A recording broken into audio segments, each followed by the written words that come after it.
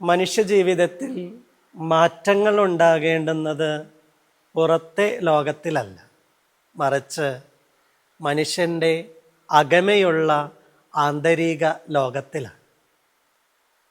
അകമേ ആന്തരിക ലോകത്ത് അടിസ്ഥാനപരമായ മാറ്റം ഉണ്ടായാൽ ആ മനുഷ്യനെ പിന്നീട് ആർക്കും നശിപ്പിക്കാൻ പറ്റില്ല. ക്രൈസ്തവ ലോകത്തിൽ വിപ്ലവകരമായ മാറ്റം ജീവിതത്തിൽ വരുത്തിയ ഒരു വിശുദ്ധനാണല്ലോ വിശുദ്ധനായ അഗസ്തീനോസ്.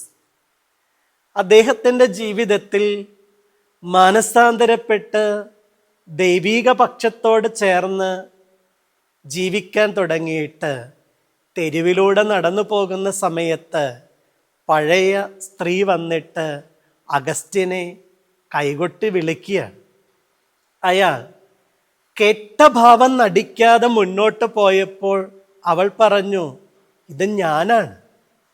അപ്പോൾ അഗസ്റ്റിൻ പറഞ്ഞ മറുപടി, അത് നീ ആയിരിക്കും, പക്ഷേ ഇത് ആ പഴയ ഞാൻ അല്ല, പഴയ അഗസ്റ്റിൻ അല്ല ഇതെന്ന് ചങ്കത്ത് കൈവച്ച് പറയാൻ മാത്രം അഗസ്റ്റിനെ സഹായിച്ച കാര്യം പുറം ലോകത്തല്ല മാറ്റം ഉണ്ടായത്, അഗസ്റ്റിൻ്റെ ആന്തരിക ലോകത്തായിരുന്നു എന്നുള്ളത് തന്നെയാണ്. ദൈവമനുഷ്യൻ്റെ സ്നേഹഗീത എന്ന പുസ്തകത്തിൽ ദൈവത്തോട് ചോദിക്കുന്ന ഒരു ചോദ്യമുണ്ട്. അങ്ങ് ഇതുവരെ പാപം ചെയ്തിട്ടില്ലേ? ഞാൻ പാപം ചെയ്തിട്ടില്ല, പാപം ചെയ്യാൻ ഉള്ള ആഗ്രഹവും എൻ്റെ ഉള്ളിൽ ഇല്ല. പാപത്തെ കുറിച്ചുള്ളതായ ആഗ്രഹം ഇല്ലാതാക്കുക, അതാണ് ആത്മീയതയുടെ അടിസ്ഥാന പാഠം. പുറമെയുള്ള മാറ്റം അത് നിലനിൽക്കുന്നതല്ല, അകമയുള്ള മാറ്റമാണ് നിത്യം നിലനിൽക്കുക.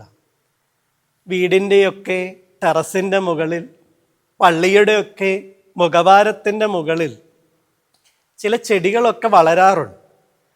അത് നമ്മൾ പോയി എത്ര പ്രാവശ്യം വെട്ടിക്കളഞ്ഞാലും വീണ്ടും തളിർത്ത് വരുന്നത് കാണും.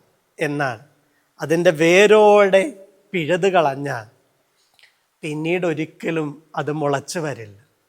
പാപത്തെ തോൽപ്പിക്കാൻ കേവലം മുകളിലെ ശിഖരങ്ങൾ വെട്ടിക്കളയുന്നതോ മുളകൾ അടർത്തിക്കളയുന്നതോ അല്ല, വേരോടെ തന്നെ പിഴുതെറുത്ത് ദൂരേക്ക് വലിച്ചെറിയുന്നതാണ് വേണ്ടത്. മനോഹരമായ മാറ്റം പുറമേയല്ല, അകമയാണ് ഉണ്ടാകേണ്ടത്. ഈ 50 നോമ്പ് അതിന് നമ്മളെല്ലാവരെയും സഹായിക്കട്ടെ. ദൈവം അനുഗ്രഹിക്കട്ടെ.